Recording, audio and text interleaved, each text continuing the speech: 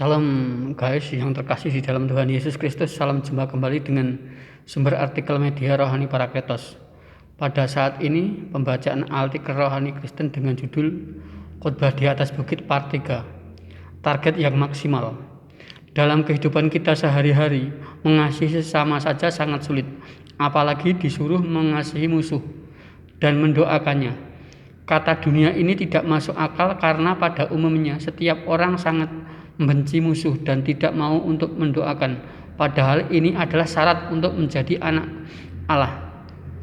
Karena begitu besar kasih Allah akan dunia ini, sehingga Ia mengaruniakan anaknya yang tunggal supaya setiap orang yang percaya kepadanya tidak binasa melainkan memperoleh hidup yang kekal.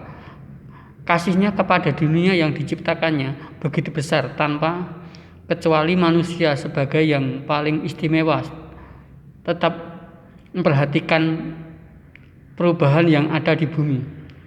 Contoh yang paling jelas, kalau Dia sangat mengasihi manusia, matahari yang diciptakannya juga menyinari semua makhluk hidup tanpa kecuali.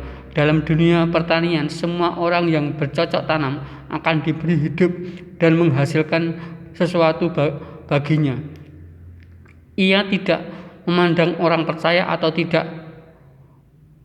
Bencana alam ketika datang melanda, yang menjadi korban tidak memilih itu pengikut Kristus atau bukan. Semua juga terkena dampaknya. Demikian juga kita sebagai umat Allah harus melakukan seperti yang Dia lakukan terhadap dunia seisinya. Sebab olehnya manusia adalah mandatarisnya. Pada intinya kasih adalah yang pertama dan yang terutama, sehingga sesuatu yang berkaitan dengan permasalahan dunia ini harus diselesaikan dengan kasih dan doa.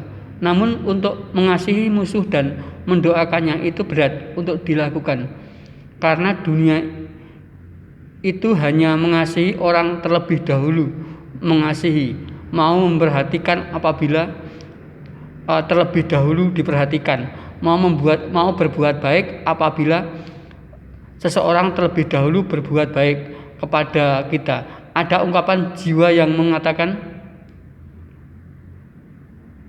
kadang konang, yang dianggap saudara sahabat hanya mereka yang sederajat dengan dirinya, baik kekayaannya maupun status sosialnya saja. Mereka yang levelnya di bawah sekalipun saudaranya tidak dianggap saudara dan teman. Maka dalam kehidupan keluarga, bermasyarakat, berbangsa dan bernegara di Indonesia, kesenjangan sosial masyarakatnya semakin tinggi, yang kaya semakin kaya dan yang miskin semakin miskin. Apabila dalam tubuh Kristus masih ada kesenjangan sosial dan masih memilih-milih dalam memilih teman dan memilih saudara dan dalam Kristus, yang kaya berkumpul dengan yang kaya dan yang miskin berkumpul dengan yang miskin. Kata Yesus, bukankah orang yang tidak percaya berbuat demikian? Di sini Yesus menyadarkan kita sebagai umat pilihannya, supaya kamu sempurna seperti Bapa juga sempurna. Mampukah kita hidup sempurna jika orientasi hidup kita menggunakan pola hidup yang lama? Jelas tidak mungkin bisa sempurna, karena hidup yang lama kita masih di bawah kendali dosa. Menuju hidup sempurna bersama Kristus, orientasinya hidup kita harus diperbaharui dengan kasih Kristus. Dengan cara lahir baru di dalam Kristus, kita mampu menuju hidup yang sempurna, karena Bapa kita juga sempurna. Hidup yang sempurna itu bukan segala kebutuhan dan keinginan kita yang terpenuhi, namun hidup sempurna itu bisa kita wujudkan apabila kita mampu berdamai dengan lingkungan dan alam sekitar kita, berdamai dengan Allah dan berdamai dengan sesama.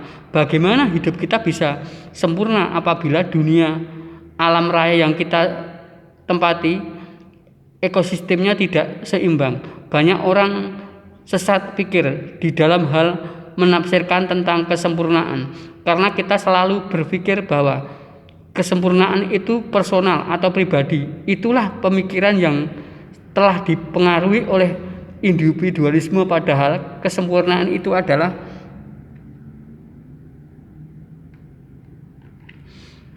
kesempurnaan hubungan Allah dan manusia, hubungan antar sesama, dan hubungan dengan alam.